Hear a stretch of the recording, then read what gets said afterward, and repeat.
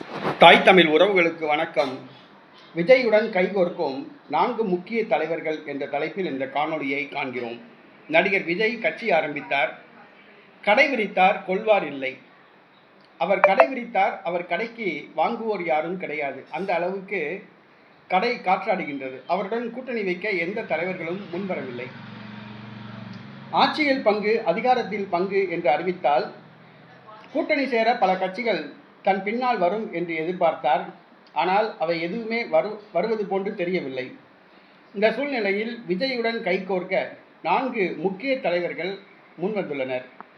ஒருவர் அதிமுக தொண்டர் உரிமை மீட்பு குழு தலைவர் OPS. இவர் தேசிய ஜனநாயக கூட்டணியிலிருந்து சமீபத்தில் வெளியேறினார். திமுகவுடன் பேச்சுவார்த்தை நடத்தினார், பேரம் படியவில்லை. தற்பொழுது தமிழக வெற்றி கழகத்துடன் பேச்சுவார்த்தை நடத்தி 10 தொகுதிகள் OPS கேட்டுள்ளார்.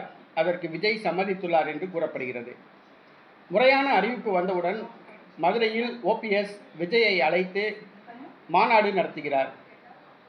அடுத்ததாக அம்மா மக்கள் முன்னேற்ற கழக தலைவர் TTV தினகரன்.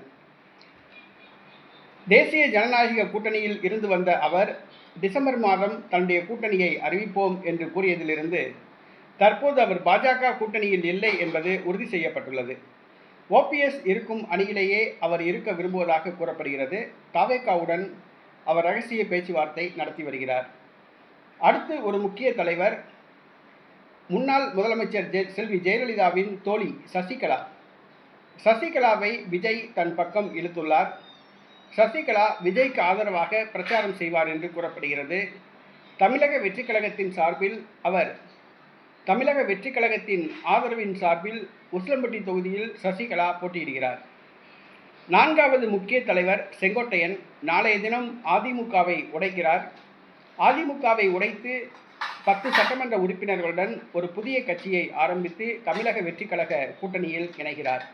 4 முக்கிய தலைவர்கள் தமிழக வெற்றி கழகத்துடன் கைகோர்த்துள்ளார்கள். ஒருவர் OPS, 2வது TTV தினகரன், 3வது சசிகலா, 4வது செங்கோட்டையன்.